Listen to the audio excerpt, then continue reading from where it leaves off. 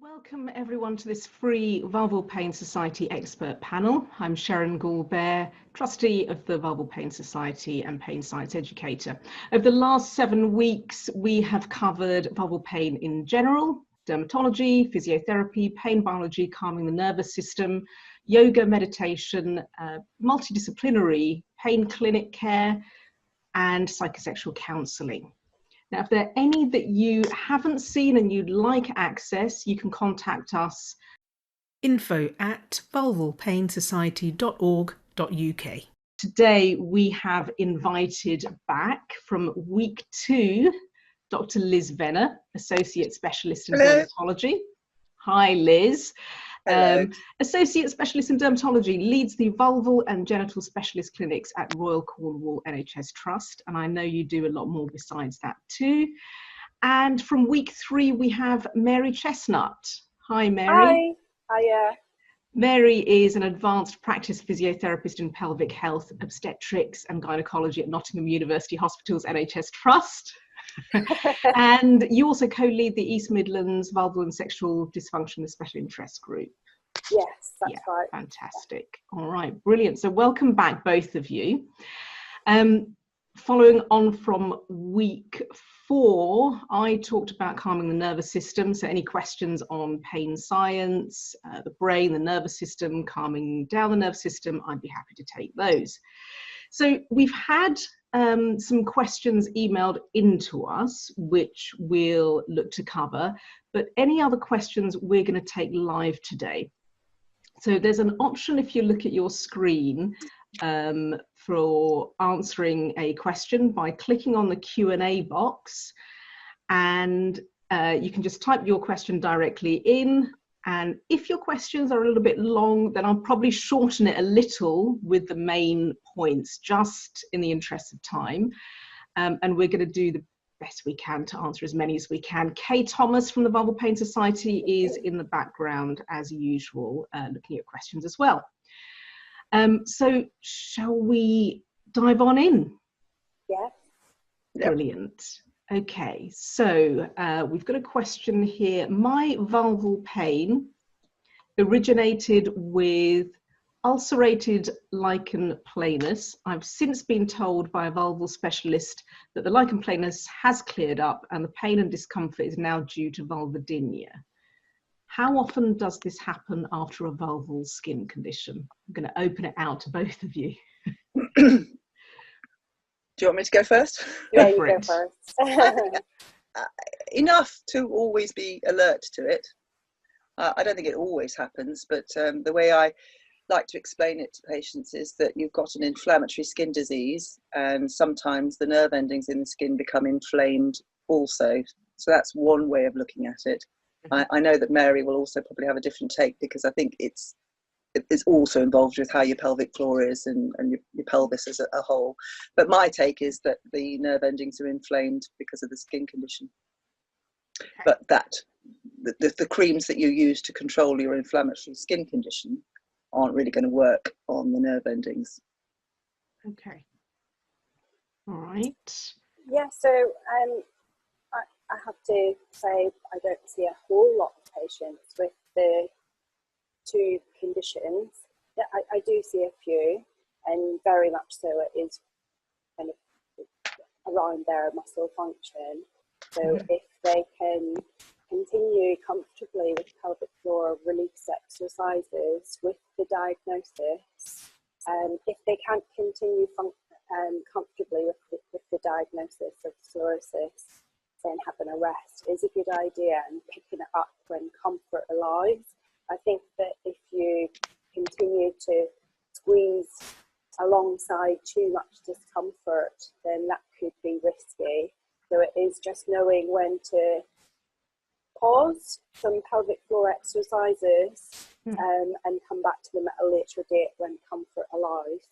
So don't risk any muscle dysfunction by trying to kind of push on through that pain. It's not worth it. Having a little rest is fine.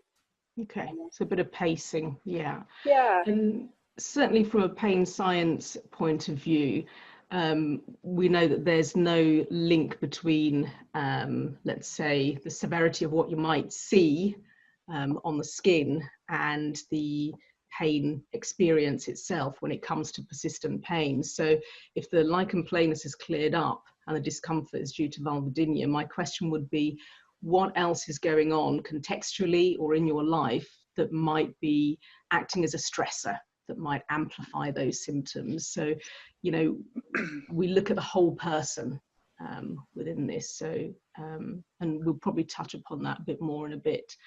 A question here, can vaginismus run in the family? I discovered that my mum also has had it. Mary, do you know about this? It's, to be honest, it's not a question that I would ask a patient, you know, has your mum had it previously? So I have to be honest, I don't have any experience with that. Okay, all right. What I would say in terms of genetics is probably far less important than, again, environment and context and what you've picked up as you've grown up. But I think that's as far as we can go with that. Any thoughts on that, Liz, in terms of genetics when it comes to things like vaginismus? Well, now the question has been asked, I'll be asking if there is any. Yes. Yeah. No, it's the first time I've heard it, but that you know, it's what these things are good. You pick up something and then you ask questions from then on. Yeah. And, you know, the other thing is, you know, as you were growing up, your mum may not have talked about vaginismus, but you may have picked things up almost unconsciously about the pelvic area, the vulval area, and whatever it might be, you know, that might have started that off, you know, that clenching mechanism. So we do tend to, as human beings, of course, when we think there's an imminent threat, whatever level, the first lot of muscles that seem to tense up are the pelvic floor muscles. So you know, there might be something there and what's kept them that way. Okay, the spongy wonder bicycle seat. Have either of you come across this? No, but I want one. I've got a picture of one. I'm sure there are others like it. So we're not, you know, necessarily just promoting this, but it looks something like this. Have you seen anything like this, Mary? Oh wow! I do recommend patients to research things like this. I don't recommend specifics because of various reasons, but I do recommend for them to do a bit of research and explore these types of products, because quite often one of the goals of some of my patients is to be able to cycle again. And things like this can really assist women on those initial getting back on the bike. Yeah, and I guess this one's from Canada, so I imagine we must have more here in the UK too. Yeah, there's a few options. Okay, great, thank you. Brilliant. Right, what else have we got? I am 57 years old, in menopause for 6 years, and have lichen sclerosis. White skin patches, vulva looks deflated, no plumpness. There are no other issues of itching, burning or tears, but I do have hemorrhoids. Gynaecologist prescribed clobetasol twice a day. I think that's a steroid, isn't it, Liz? It's been 2 months of using it. I'm starting to see improvement. The white patches are slowly going away, but the lips are still deflated. Is it safe to continue? I'm concerned of overusing it. And actually, I've just seen someone else ask, I've been using it almost daily since last November. What are the symptoms of overusing it? So yeah. Well, we know that lichen sclerosis sadly can't be cured, and it needs to be controlled just the same way eczema and psoriasis are controlled. And the way we control it is with a topical steroid. Now, Dermavate, which I think most people will be familiar with, Dermavate is what we use first off. And I would generally only use it at night, to be fair. I think it only needs to be used once a day at night. And it sounds like the lady who sent the question in, she said she's not itching. So maybe she has lichen sclerosis that doesn't itch. And I think it's good that she's noticing an improvement in the white patches, because when you don't itch, when you have what we call asymptomatic lichen sclerosus, you can't use your itch to guide you with your maintenance treatment. So she's been using it, she said, about 2 months, didn't she? So I would probably, my regime, I think it's what we all use pretty much in the UK, every night for a month, alternate nights in the second month, and in the third month and thereafter at a frequency which keeps your itching under control. But if you don't have any itching, then I think I would say it's either once or twice a week, regardless, maintenance treatment. So in answer to her question, it is lifelong, because if she's seen an improvement with the colour, which would suggest it's responding, but if she were now to stop, it would all go back to how she was at the beginning, because the skin disease is still going on, even if you stop the steroid. The fact that she says her lips look deflated, well, does that mean that she's got a bit of resorption, a bit of scarring, a bit of architectural change, which is what we expect and warn people about in lichen sclerosus? And again, the way to prevent that getting worse is to make sure you keep up with your maintenance treatment with a topical steroid, right, I would say. Okay. All right. And I know that you covered this. Oh, go on. Oh, I was just going to say, and there was just one other thing. All women are different, and not every woman uses Dermavate. Others use other steroids because whatever reason. Oh, actually, no, you were talking about, I know you were going to talk about steroid overuse. That can be tricky with lichen sclerosus because generally speaking, you don't see steroid skin thinning side effects in lichen sclerosus. And indeed, this is what I covered this, as you said last time. It's the disease itself is scarring and thinning the skin, and when you put the steroid on, you're reversing that process. So you don't see the steroid skin thinning side effects, for example, in the crook of your elbow that you might see on your vulva, because the vulva is different skin. But some women, and that it does happen rarely, and it's difficult to warn against, do get what we call Dermavate overuse, where they become very red and sore. And it can be quite tricky because they may feel their lichen sclerosus is flaring because they feel more sore and uncomfortable, so they start using their Dermavate more, and the itching may settle, but then they carry on being sore, so they carry on using their Dermavate more. And then when I see them in clinic, they may be, the story is everything, and it's that classic story of it getting worse despite using it. And then you look at them and they're very bright red, and then actually that can settle with the right advice, and then the introduction of a slightly lower strength steroid to keep the LS under control but without causing the soreness. Okay, great, thank you, very full answer. Another one that's related, small whitehead pimples when I spread the lips apart, is this part of LS? I thought that might be just vulval papillomatosis, which is quite a normal variant in the inner aspects. But again, this is a tricky question because there are lots of things that can give you white lumps in the context of your vulva, most of which are actually completely benign. But again, a tricky one to advise without being able to see. But I suspect it's that normal anatomical variant which women get. All right. Brilliant.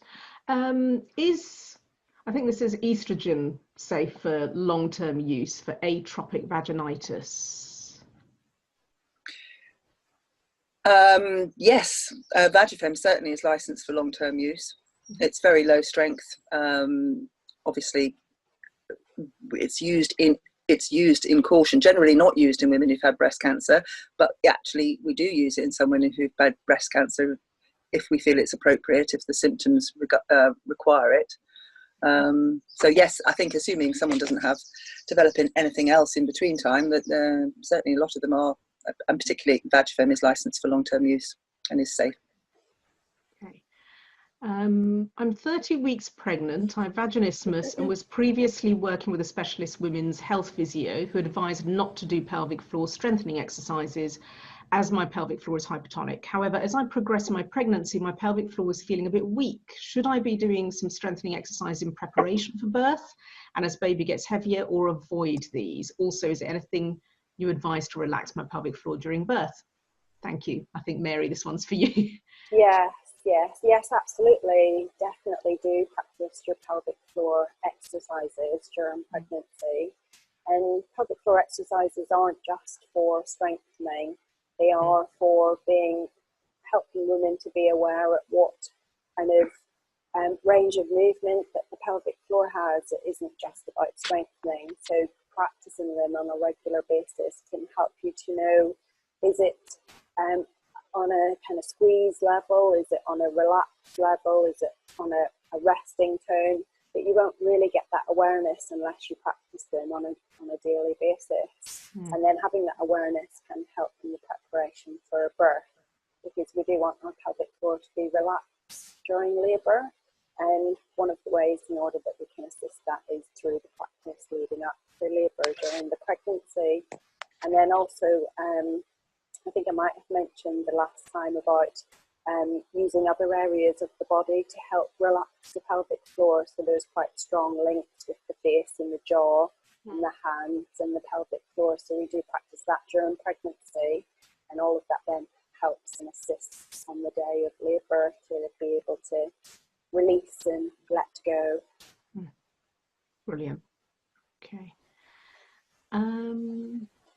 Right, let's have a look. Is use of lidocaine okay for use in pregnancy, or best to be avoided? I think it's fine. It's topical. All topicals are fine in pregnancy as far as I'm concerned. Okay. All right, let's have a look. Can you still have sex with lichen planus, or will it inevitably lead to further breakdown of the skin? This is my biggest fear and causes me much upset. I'm only 37. Well, yes. I mean, so yes, no, that's the wrong answer. Yeah, I wouldn't say you couldn't have sex because you have lichen planus. It's down to the woman and what she feels comfortable doing. I mean, we know that lichen planus can sometimes affect the vagina and cause the sides of the vagina to stick together effectively, causing stenosis, causes narrowing. And the one way we treat that with the steroids and using them in the vagina is dilators to keep it open. So, I mean, a penis is a dilator, isn't it? So I don't think that there's any reason why you shouldn't have sex. I imagine it is going to be very uncomfortable and there will be problems having sex because it's so painful. The actual having sex isn't an issue. It's the fact that it will cause pain, I think. Okay. Right. Do you recommend the use of, you're going to have to forgive my pronunciation of these, prednisolone and methotrexate when CLOB doesn't seem to be working? I think that is a shortening. Dermavate. Dermavate doesn't seem to be working. Can I request this from my GP? Unlikely that your GP would be comfortable giving oral steroids or methotrexate as what we call second line agents for conditions like lichen planus. I have used them, and I do use them in women with very severe erosive lichen planus, and we're not quite sure yet which of the drugs is really going to be the best, and by that I meant the oral drugs. So these are immunosuppressing drugs to get a handle on, to help control lichen planus when it's so bad that the topical treatments aren't helping at all. So there are drugs like prednisolone, methotrexate, hydroxychloroquine, and mycophenolate mofetil, and they've all been used, and there was our trials ongoing and have been looking at which one may be more effective. Anecdotally, thinking about the women I look after, I have one lady with bad lichen planus who's doing very well on methotrexate. I have a few ladies who occasionally have a course of oral steroids, which can help. But again, we end up trying the oral steroids first really to see if they have an effect, and then we would then choose one of the other drugs that they could then take long term, because of course there's awful side effects in long term use of steroids, so we would rather avoid them. But yeah, the methotrexate can be helpful, and of course in dermatology we have huge amounts of experience of using methotrexate for conditions like psoriasis and eczema. So it's a very familiar, very safe drug because we use it a lot. And then I have another lady with very, very, very bad lichen planus who is on mycophenolate, and that has proved helpful. I mean, I think it goes without saying that lichen planus is an awful disease when it's in its bad erosive forms, and my heart goes out to these women who are suffering with it. There's a question here on PRP. Is that platelet-rich plasma? Must be, I think so. Yeah, I've inquired about it privately. It's very expensive. Would you recommend this as a line of treatment for lichen planus and lichen sclerosus? What would make someone an ideal candidate for this kind of treatment? I think I would. I know of it, and I have one patient who's tried it, and it didn't help. But I wouldn't really feel in a position to make much really comment about it, other than that I know it exists. A lot of people make a lot of claims about lots of things, especially when you're paying for it. Absolutely. And so I've just this other one links in to that PEA, or let me try and pronounce this. It's a very long word. Palmitoy lethanolamide. PEA for short. I don't know whether you've heard of this one, Mary and Liz. It's an anti-inflammatory and analgesic neuroprotective therapy. The pharmaceutical company mentions it as a treatment for vulvodynia and neuropathic and pelvic pain. Has anyone heard of this or had any experience of it? No and no. No and no? Mary, no. No, I haven't. I have looked it up on Cochrane and had a look at the meta-analysis on this. There have been 10 studies up until 2017. Yes, it looked at pain reduction, but the number of trials is pretty small. The overall quality of those studies is pretty poor. And going back to what Liz just said, look, pharmaceutical companies are going to make claims about their drugs. It may be effective. We just don't know yet. It's too early to say because the drug trials are of poor quality at the moment. So I think that's as well as we can do at the moment to answer that one. Okay. Could physio help with vulval pain that is definitely external? And doesn't have a muscle internal involvement. So with someone like that, the physio skills that I would use would be around pain, neuroscience, education, and much like your work, Sharon, exercise will still be beneficial, but it won't be that direct pelvic floor exercise. So it will be other areas of physio. If the woman has any bladder or bowel problems, I could help with that, help her to work through those. So all of those kind of can feed into that pain syndrome. So helping bladder, bowel, pain, understanding, general physical activity, even though the pelvic floor isn't involved, absolutely, yeah. Okay. My old physio said that the stretches don't help. However, I find they do. Should I continue even when she advised against it? So, yeah, that's a tricky question. I would maybe, kind of have that conversation with the physio, the patient and the physio, and say, is there any particular reason why you think that I shouldn't when I can feel that it helps? Maybe there was some misinterpretation there along the way, but I think if it helps, maybe there's some reasoning behind why the physio has said don't do that. A reason that I personally don't know about. So I would want to ask that physio any particular reasoning for kind of advising to not do these when they actually help. Because I tend to use a traffic light system with all things considered, so past medical history and other problems considered. But if that particular exercise helps the specific problem that they've come with me about, and then it's a green light, go ahead, continue. And if it doesn't make it worse, doesn't make it better, then it's an amber light, continue with caution. And if it makes the pain worse, then stop, let's reevaluate, see if we can modify or think of something else. So yeah, I would maybe go back to the physio and just query, was there a particular reason for that? And have that conversation. Yeah. Okay. How can the elasticity of the narrow opening to my vagina be restored? And there's more on other questions. What treatment do you recommend for narrowing of the vaginal opening, and what can I do to make sure that it doesn't narrow? So 3 separate questions to do with narrowing. Well, in physio, we have some lovely sayings that really help patients understand, or principles of treatment. So one of them is, motion is lotion, movement is king, using that area. So if you don't use it, you risk losing it. So those types of sayings, they really ring home with this particular situation. And if it's comfortable to have intercourse, or use a vaginal trainer to keep that area from not constricting any further, then that's highly recommended. But doing it in a gentle, graded exposure. Okay.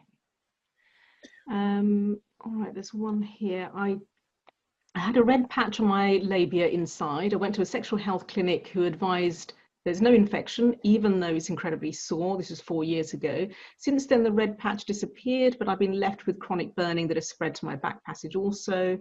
I've tried all kinds of medication with no relief and had pudendal nerve blocks. The pain has completely taken over my life. I'm unsure whether it's nerve pain or what, but I have never got to the cause of the red patch when the pain started. I don't know where to go from here. Who wants to take this first? Liz? Well, exactly. I mean, it can be difficult because sometimes skin disease takes a while to show itself. But I mean, I would have thought if there was something there, it's often an innocuous thing that can set off the cycle of pain, and it can be as bad as a bad bout of thrush. So it may be that whatever she had has set up the changes, and now she's left with the pain. I mean, I think if presumably she's been seen and assessed and people have examined her, because obviously if she's got, I would just be thinking, well, if she's now got problems around her bottom, does she have evidence of lichen sclerosis? Because we know that can occur around the perianal skin. Are we absolutely sure we're not dealing with a skin disease with added pain problems as well? So that's important. We always have the problem of thinking about allergic contact dermatitis. Is she using products which are making her more irritated around her perianal skin? So these are all of the things that when you see someone in the clinic, you take a thorough history of asking around all of these issues about skincare, about what their products they've used, other histories of skin disease, etc. So again, it's the long-winded way of saying yes. Thorough history, thorough examination is needed, probably. Yeah.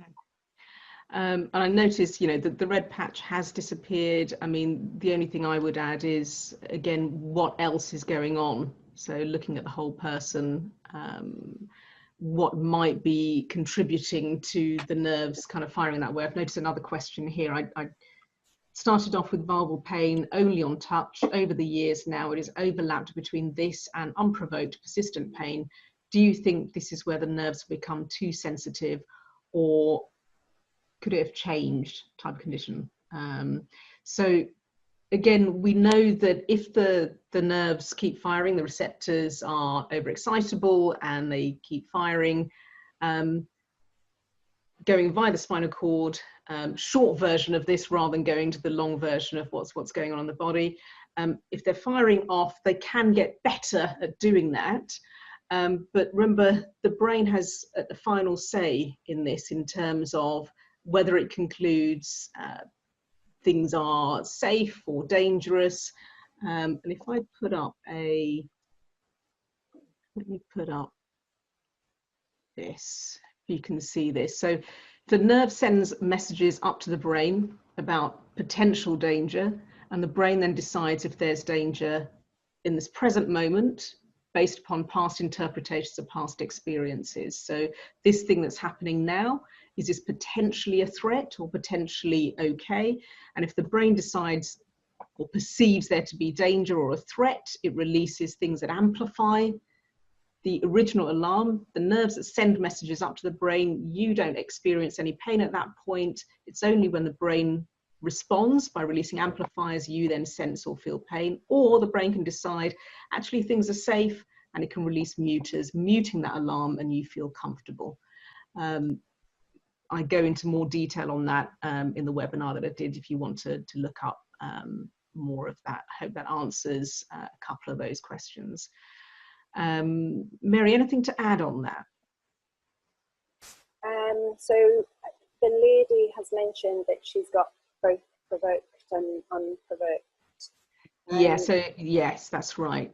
So you know, with the provoked, it's a bit easier to then find out what the aggravating factors are, and so modifying lifestyle. So if it's sitting for more than 30 minutes, then making sure that you get up before that 30 minutes, so 25 minutes, 20 minutes.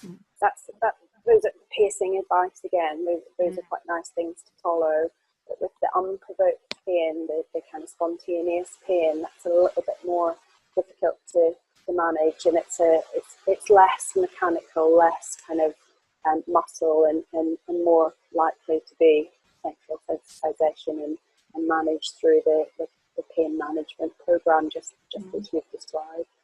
Yeah, okay. Someone said here, oh, I've used the Spongy Wonder Bike saddle and tried a few others, and it was the best of those that I tried, in that it does completely avoid any pressure on the vulva from the saddle. So I hope that helps a few of you. Okay. Fantastic. Can I add with the saddle? Yeah. It is good to offload the tissues and have that gap. It is really good, and that's a really fantastic starting block.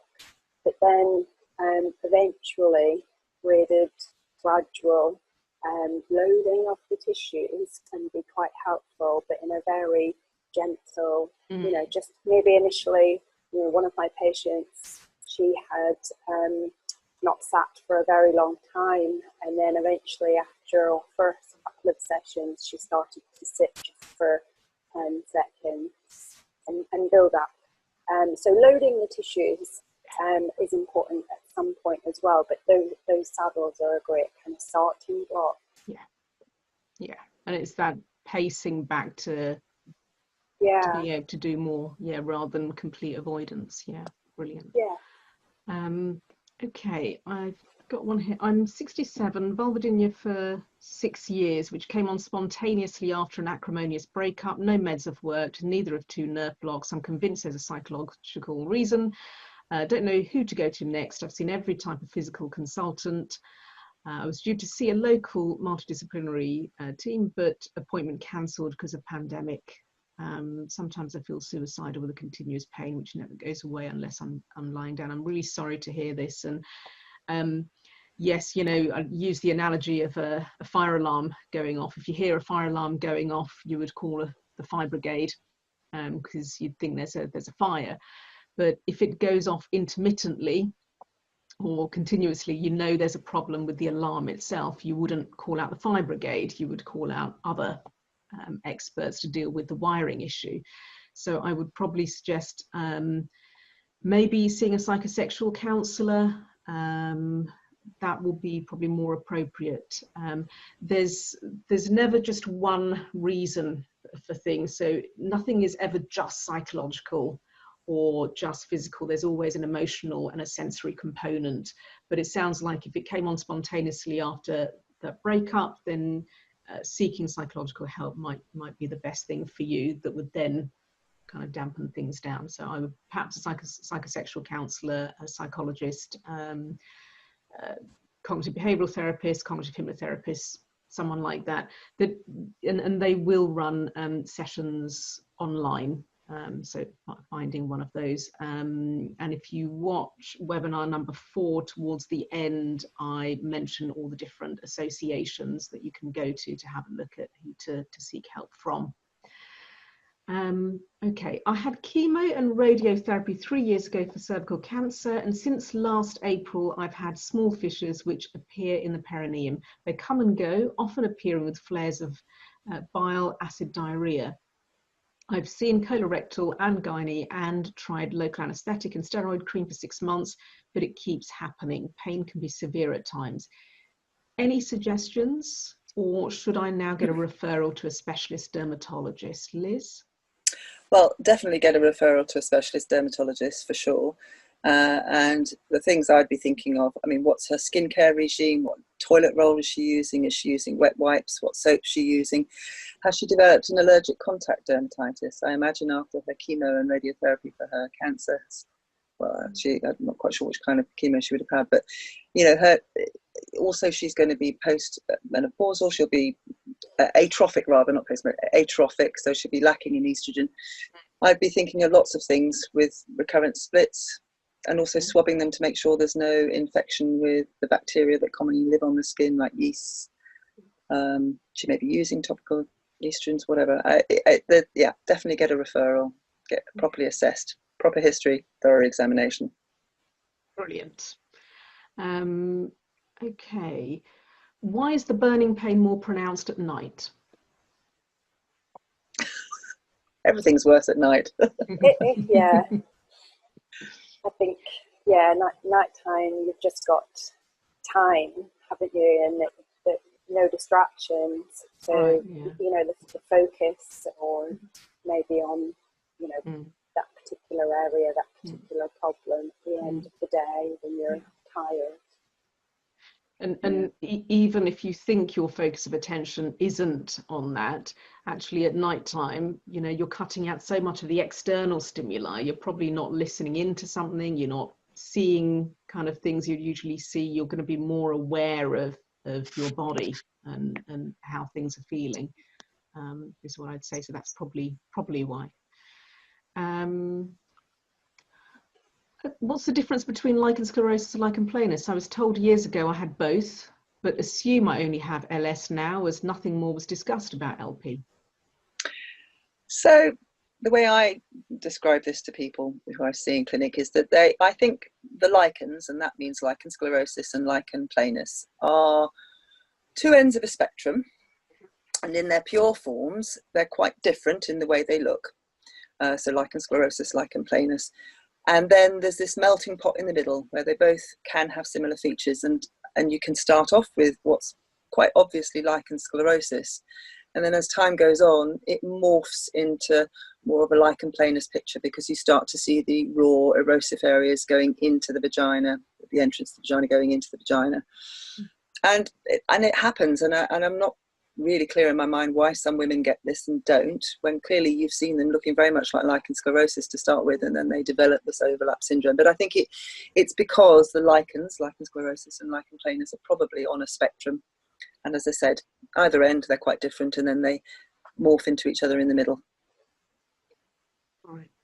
But it's important to recognise it, because you need to know where to put your treatments, and I think this is another issue. So particularly with the entrance to the vagina, if you read all the steroids, and this is commonly, it has happened on a number of occasions with patients of mine, if you read the insert pack, it'll say not to use internally.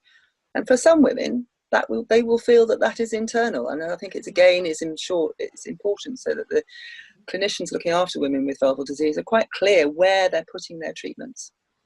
Because you can't just give someone a tube and expect them to know where they've got to put it. So I think I personally spend a lot of time in clinic trying to show women where to put their creams and treatments. So, you know, you're going to put it on here, you're going to put it on there, and yes, you can put it there. And yes, I know that feels like it's inside, but that's fine. So just to reassurance and clear instruction, I think is helpful. Any trends on how LS evolves with age? I've had symptoms since I was a child, but in my 20s it went from itchy to painful. Now my late 20s, it's almost unbearable with constant fissures and flare-ups. I'm worried that things will continue to escalate now. Oh, poor lady. I think when we look after children with lichen sclerosus, it seems to divide into those that it just disappears around the time of puberty. So not disappears, it becomes well controlled, becomes less of an issue, burns itself out, or whatever, however you want it ceases to be a problem. So periods start, everything settles down and they're fine. And then there's a proportion of these children who go through puberty and they're still having problems with their lichen sclerosus. And I think for all sorts of reasons, inflammation of nerve endings, whichever way you want to look at it, it will then go on potentially to cause an underlying vulvodynia as well.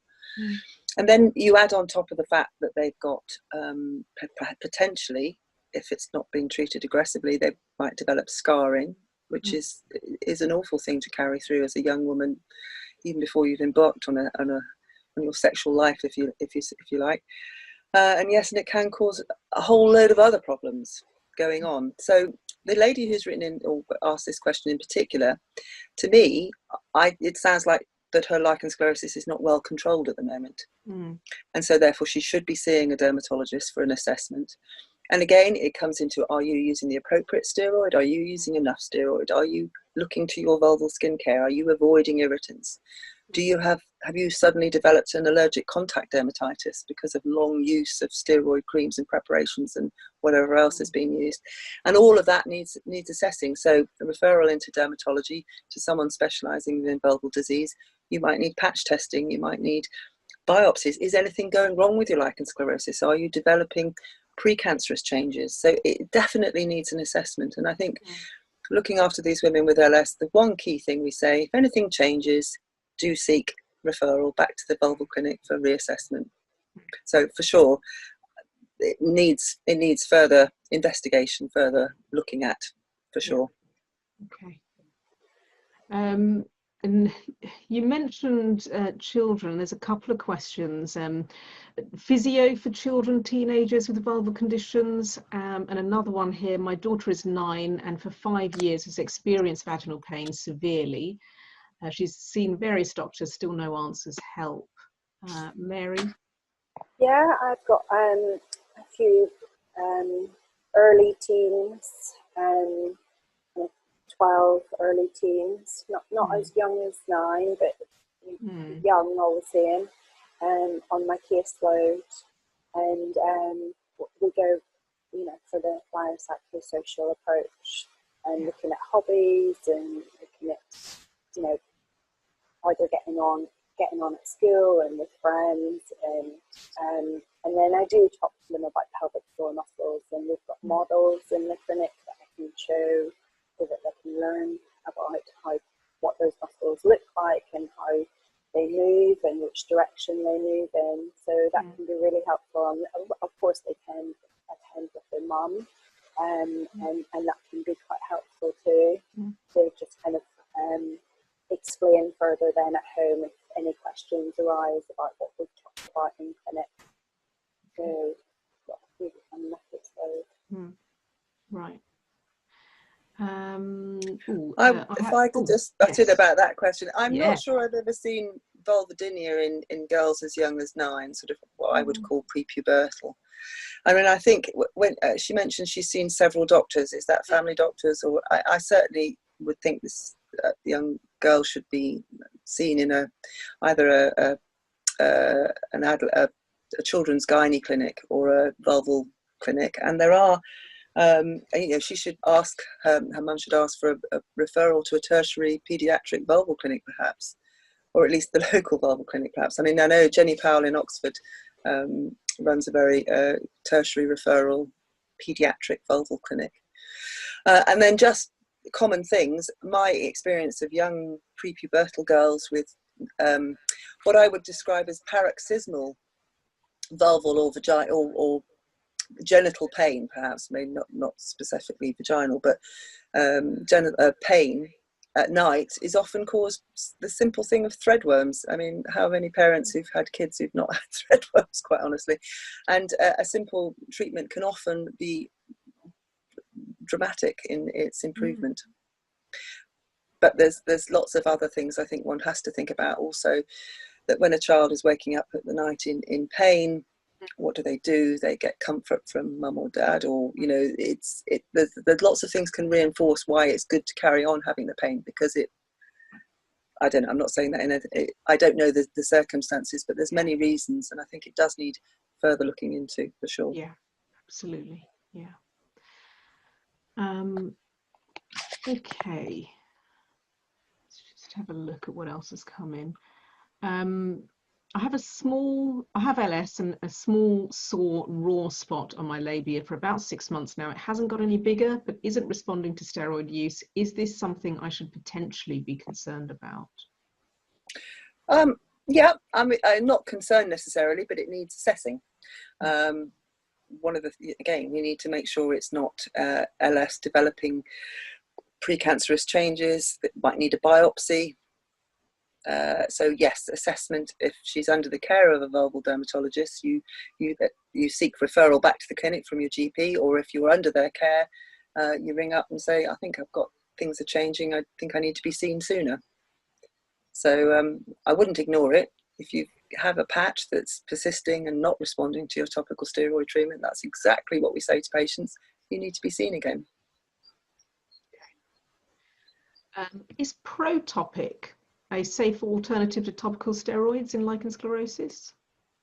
I think the jury's out, really. So Protopic is a class of topical treatment, which is a calcineurin inhibitor. So it's the best way of thinking of it is like a steroid. Oh, sorry, are you there still? You're back. Yes. I'm all right. Sorry, I'm resting my phone on my knee and I must have pressed it on the off button. It was trying to close me down. I'm back again. So it's a calcineurin inhibitor, which is like a steroid, but not a steroid. And it has been used in the treatment of lichen sclerosis. And there was a bit of concern that it wasn't as safe as topical steroids because we weren't sure about that, because it's interfering with the immune system in the skin, whether it was going to be safe. And to be fair, the reason that we don't use it that much is because it's not very nice to put on down there. It stings a lot. It's a treatment that stings. And most patients that I've tried to use it in really can't tolerate the stinging, so don't use it. But it can be. But in other words, in answer to the question, it can be useful. Okay. And indeed, for people who are really struggling or seem to be very sensitive to getting steroid overuse, some of its cousins, if you like, there's a cream called pimecrolimus, which is quite weak, and then tacrolimus in its weaker forms can be used quite successfully. So Protopic is tacrolimus. It comes in two strengths, the 0.1 and 0.03%. And then pimecrolimus is Elidel cream. So that's used a lot in eczema in children because it's safe, particularly on and it's good on the face, things like that. Okay. But yes, it can be used in lichen sclerosis, but as I say, often not tolerated because it stings. Okay, all right. Just one. Are there any exercises that can help relieve the pain from vulval lichen planus? Any pelvic floor exercise that can help alleviate the pain of lichen sclerosis? Yeah, absolutely. So with pelvic floor exercises, it's worth giving them a go with either of these two diagnoses. And if the kind of skin is well controlled with the prescriptions that the woman is already using, then she should be comfortable enough to do some gentle pelvic floor program. So definitely a good idea. But if she's having a bit of a flare up with her disease at that point, then quite possibly pelvic floor exercises might be a little bit sore, and I would just pause temporarily until some relief is sought from the skin disease, and then resume the exercises gradually after that. But absolutely, pelvic floor is a good idea for these women. And, you know, it is more beneficial if the woman can feel what she's doing. She is a little bit at the disadvantage if she can't feel the muscle move. So, but squeezing around the back passage and squeezing around the front passage can really help. And what you think about when you do the exercises can really help improve that awareness, and to improve that awareness with practice in sitting and in side lying, whichever position the women can feel the most. We didn't catch the end of that. I didn't catch the end of that. Say that bit again. Oh, in whichever position that the women can feel the most. So some women, we often say that lying is the best position, but to be honest, some women feel their pelvic floor more in sitting. They've got a bit more feedback from the chair, so that having that awareness and that feeling can really make a massive difference to the quality of the exercise and what the woman gets out of it. But it's all driven by her comfort. Okay. I have, I suppose it's a linked question. I have vulval lichen planus unconfirmed. Would it be okay to try using dilators before seeing a specialist? Sure. I mean, we don't tell women they can't have sex. With, you know, heterosexual sex I'm talking. But yeah, that's fine. I can't see there'd be a problem. Right.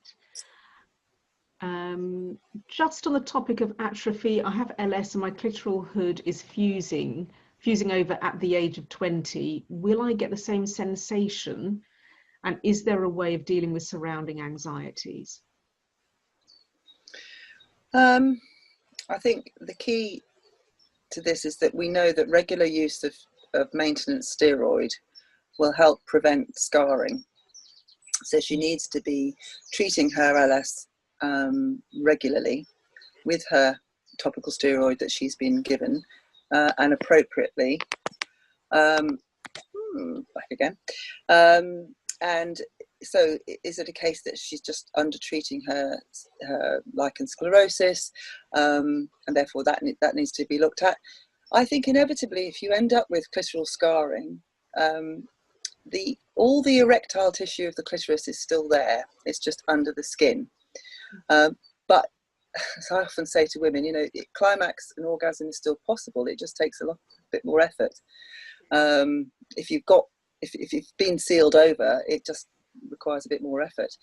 But as I said, yeah, you know, regular use of steroid, make sure she's got the right one, knows what she's doing, putting it on in the right place. And sometimes women are on pills or contraceptive pills, such as the progesterone only, they tend to make them a little estrogen deficient.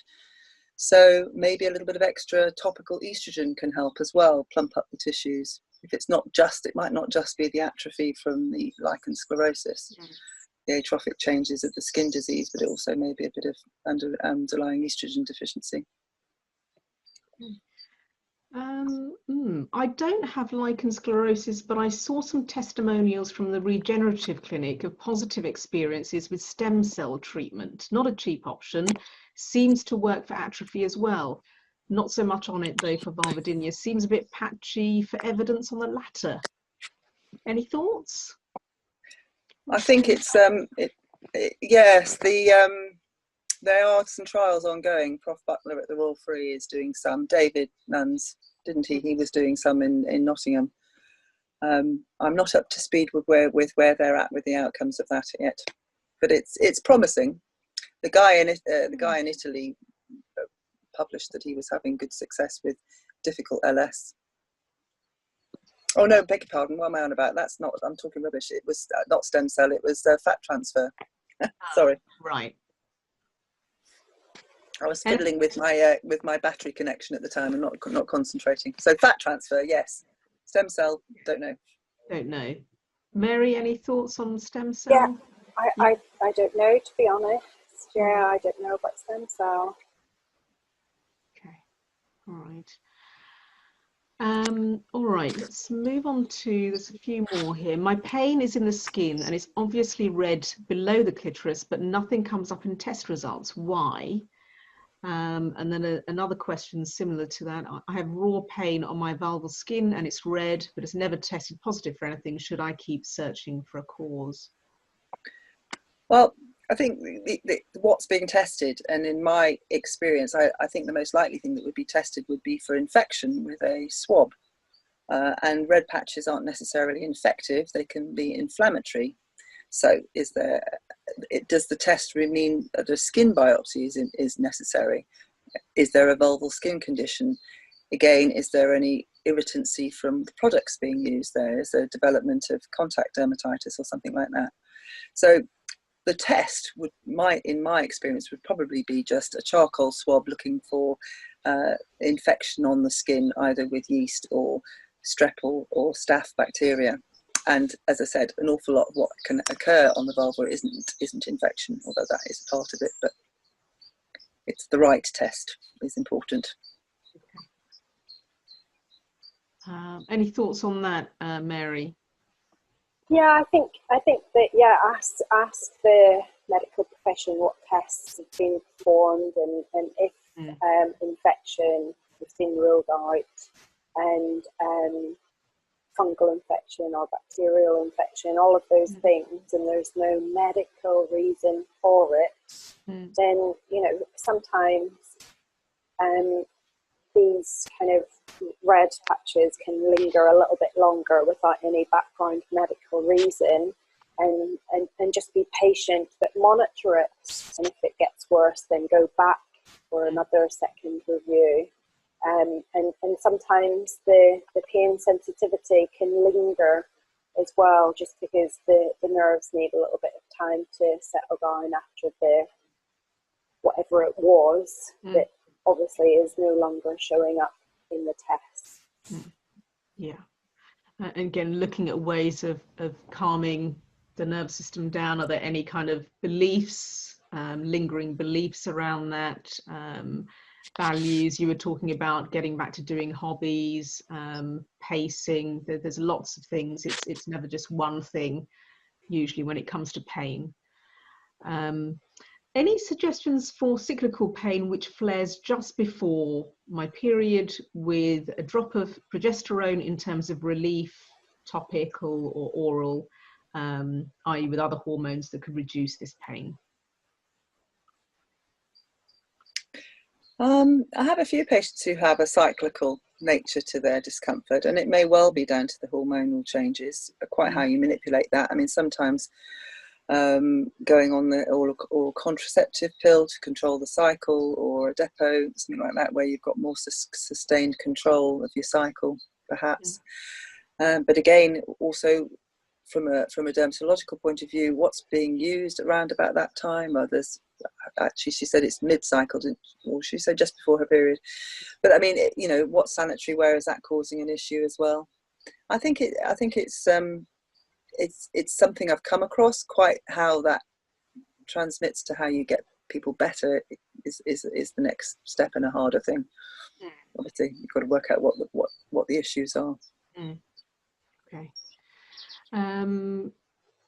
What kind of laundry washing liquid is the least irritating to skin? Bio, non-bio, nothing else? Is it as simple as saying non-bio, or is it a bit more complex than that?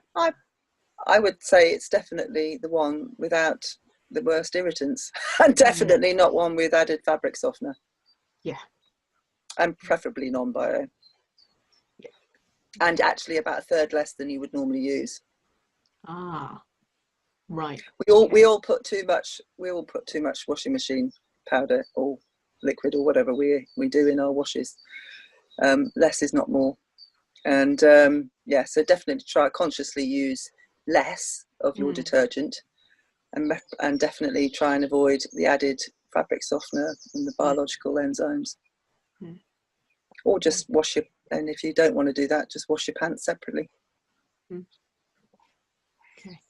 Any thoughts on what's happening in the nerve bundle behind the clitoris?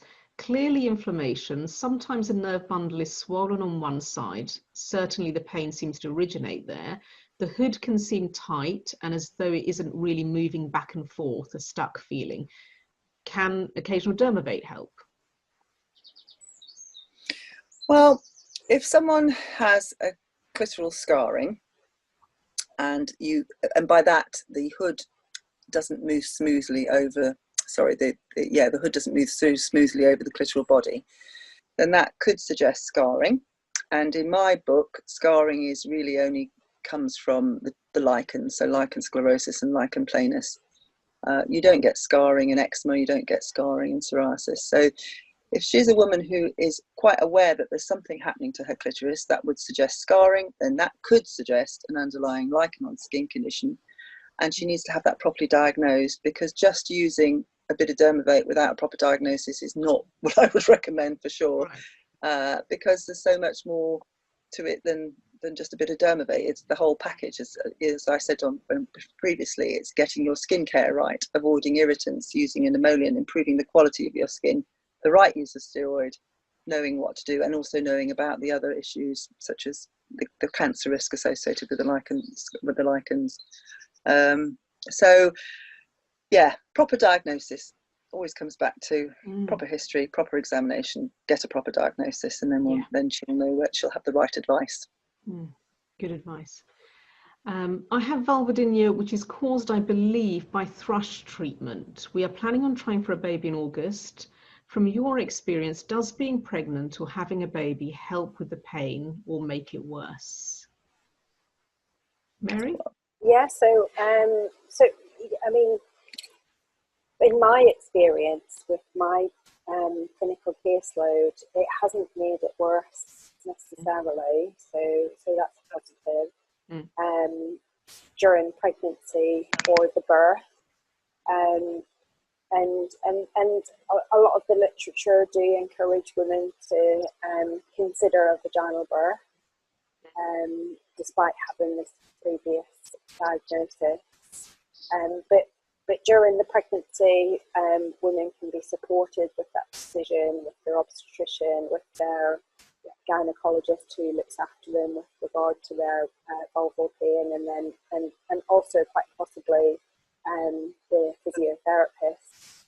Here in Nottingham, women can self-refer during their pregnancy, and we can support them on that pregnancy journey with the pain and help them to decide with the obstetrician about birth planning. But it doesn't necessarily get worse in pregnancy, which is my experience. Okay. I'd agree. I think in my experience, it certainly wouldn't make it worse, and in many instances, it gets better.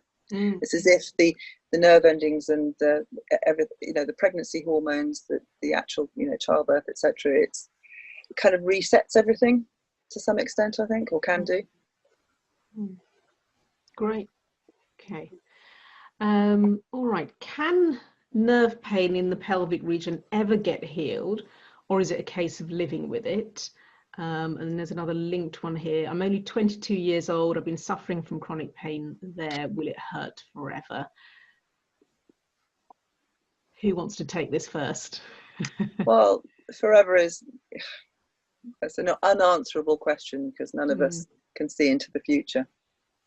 I mean, I think the sad thing is that some women are left with significant pain which they have to carry with them, but it will potentially change in character, and certainly potentially change for the better. And some women, miraculously, it just changes and gets better and fades away. And it's almost, I've been wondering how to predict who will do well and who will not for the 20 years I've been looking after women with it, and I haven't yet come up with an answer, sadly. Mary? Yeah, I agree with Liz. It's so difficult to predict, and there's no guarantees. But what is a definite guarantee is that you can make it better. But yes, the kind of $1 million question is by how much, you know.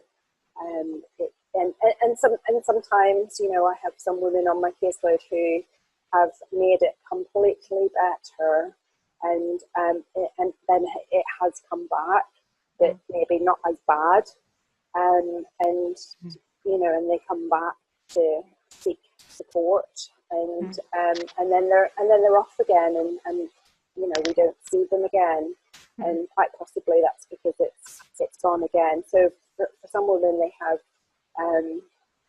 persistent pain over that might be intermittent, and then it's so variable for each individual, but it will get better with various treatments and just finding those different pieces of the jigsaw that will make them better. Yeah. I would just echo that what Mary said, because obviously the women that we do help and get better and we don't see again, so we don't necessarily know our successes, but we're probably more familiar with the women who are still struggling, because those are the ladies that we continue to see. So and that's fair. I would say that the same with if you look at internet forums on vulval pain, the ladies who get better aren't on there generally. And whilst pelvic pain, vulval pain can generally get better, it's the extent of that we don't know and we can't predict. But looking at the multifactorial, looking at all the different factors and working on all of those would probably benefit you the most. But yes, I would just stick with what's in the moment rather than shooting off into the future. which can obviously amplify things if you shoot off into the future, wondering whether it might continue. Perhaps just taking action in the moment would be better. Well, moisturiser for vulval dryness, what would you recommend? Oh, was that the question about using lubricants? It's just come in. What moisturiser would you recommend for vulval dryness? Well, if you're thinking for like a lubricant for having sex, then you want to go for something that is formulated specifically for that, rather than something like KY, which is sort of mineral oil, doesn't last, and probably more designed for passing sort of speculums and instruments rather than actual sex. And there's a lot now on the market. Silk, yes, I can't think of the just gone off the top of my head now, the other one, but yeah, there's a number of good ones available now. Not all in mainstream supermarkets, some more in health food shops and that kind of thing. Again, avoid anything that irritates, and make sure that there's not fragrance and additives that could be irritant to the delicate vulval skin. And as for, so that's on the sex side of the sex lubricant side, and then for the emollient side of the moisturising, anything that you take the top off that you like using is good. There's the you can, things you can buy, and as long as again it doesn't irritate you, and then there's the kind of products that us as dermatologists will prescribe and advise to try. As I said, in our clinic we've got lots of sample pots of the standard dermatological moisturisers that we give people, because everyone has their own likes and dislikes, and you might prefer a lotion or a cream or an ointment or a gel, and unless you've tried them you won't know the difference. And as I said, that's why the best one is the one you actually use. Yeah. Mary, are there particular ones that you that come to mind that you might recommend that people can trial? I think that Liz mentioned them. I don't know if Liz, if the one that you were trying to remember, is it Hyalofem? Is that's more a moisturiser, but not a lubricant. Yeah. What's the name of that again? I didn't quite hear. Hyalofem. Okay. Hyalofemme. But it's more a moisturiser than a lubricant for each course. Yeah. But it does help over the course of the week, and those would be non-estrogen moisturisers. Right. I mean, some people use vegetable oils, coconut oil, olive oil. I mean, it's just a word of caution if you're using condoms for contraception. Obviously, some of the petroleum-based products don't do well with condoms. Rather, condoms don't do well with petroleum products, put it that way. May not work as a contraceptive. Yes. Yeah. So I'm going to take a couple more before we run out of time. I know we've gone over, but you've both kind of said maybe you're okay until 3:15, fingers crossed. Yeah. I've had LS since a child, undiagnosed, and finally diagnosed at 43 with both LS and vulvar cancer stage 3. I'm in remission now. I'm in remission now for 3 years, and my LS is also, but as I have LS, is there more chance of my cancer recurring? I'm using the steroid twice a week.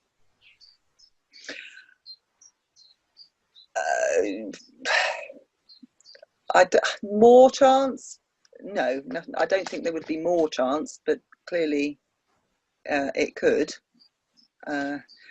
Poor lady, I was interrupting you when you were saying that. How awful not to have been diagnosed and then end up in... Gosh, that shouldn't happen in this day and age, should it? Yes. Agreed. Yeah, so I don't think she's got any more risk, but it's all about maintaining. And that's the other thing, that the vulval cancer has come and been treated, thankfully, but obviously the lichen sclerosus still exists, and that's what I was saying earlier, that still needs its attention, it still needs treatment regularly. So yes, do carry on with your treatment. All right. Okay, let's just have a quick look through. What is the one thing most likely to help vulval pain? Who wants to take this first? Good sense of humour? Sorry. Endorphin release? Yeah, absolutely. Probably to try and find the positive, you know, despite the pain, which is really difficult to live with. But I think when we live with persistent pain, it is easier and completely understandable to think about the worst and the what if of the worst, but try and balance that with, this is going to get better, you know, and I'm going to find X, Y, and Z, and I'm going to do X, Y, and Z, and it's going to ease this, you know. So try and balance the worry with a few positives, because you know, once all of those medical tests have come back negative, you know, there's no cancer, there's no infection, there's no then try and kind of self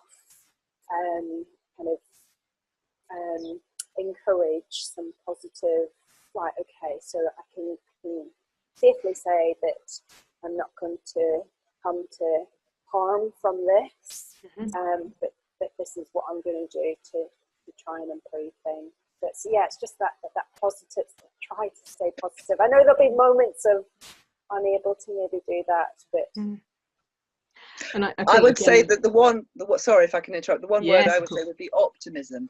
Because I mean, I know I'm a naturally optimistic person, that's my personality type, but I think as a healthcare professional, and I learned this long ago, I mean, what is the point of someone coming to me with a condition which I know can be difficult to treat, could last for years? If I'm not optimistic, how on earth is that poor woman or patient or her ever going to have some sense of optimism if I'm not optimistic? So I think it's very important to be, as a healthcare professional, to be very optimistic and positive about the benefits. As I said, and as you said, Mary, we may not be able to get rid of it, and being realistic optimism, and we may not be able to get rid of it completely, but certainly we can improve it. And sadly, in some women, we have to enable them to be able to live with it. But equally, people can still have meaningful lives despite it. So yeah, optimism and positive outlook are my two words I would think of. Yeah, I love that. Yeah, absolutely. No one thing. You know, there could be many things. We're talking about the different parts of the jigsaw. But if we go back to that diagram of how the brain decides on whether to release amplifying or inflammatory chemicals that amplify the alarm so you have the experience of pain, or release things that mute and dampen it down so you feel comfortable. I would perhaps just, if you're not already working with a number of therapists, a multidisciplinary team, the thing that you can probably do at the moment, yeah, optimism, certainly, easier said than done, but also just keeping in the moment, you know, not shooting off into the future and seeing what you can enjoy in the moment, you know, being engaged with your values, what are the things that are most important to you, and doing more of that. What you know, finding something that makes you laugh, or on the edge of laughter, releases endorphins, getting out in the sun if you can, surrounding yourself with supportive people. Hugs are good. Things that can release those muting chemicals into your system that dampen down. So there's no one thing, but there's lots of things. So I think we'll probably wrap up here. There are lots more questions. What I'll probably say now, thank you for both of you, and at some point we'll probably have you both back if you will oblige. Yeah, for sure. Thank you.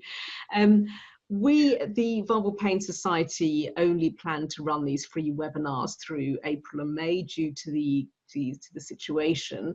And we asked last week whether you would like us to continue with these webinars, and we were inundated by yes, please. So Look, your continuing contributions, your donations, help make this possible. You know, whatever small amount you're able to donate, if you're able to donate, just makes it possible for us to continue. There will be a donations page that comes up after this webinar and a link in the replay. Now, when you registered for the webinar today, the Q&A today, we also ran a poll for future topics that you'd like covered. And so we've now got a clearer idea of going forward with what we're going to cover. So next week, we're going to be covering menopausal wellness. Our expert will be Michelle Lyons, women's health physio. Really excited about this. It's such a needed topic. Really hope you'll join us next Friday the 5th of June. I can't believe this year is flying away. So next week, Friday the 5th of June at 2 p.m. The sign-up link to join us for that menopausal wellness webinar will be in the email tomorrow, together with a replay for today's expert panel. Any other questions you might have, feel free to email us. info@vulvalpainsociety.org.uk. Thank you to our experts today. Thank you so much. Bye. Bye. And thank you to all of you watching, and see you next time. Bye for now.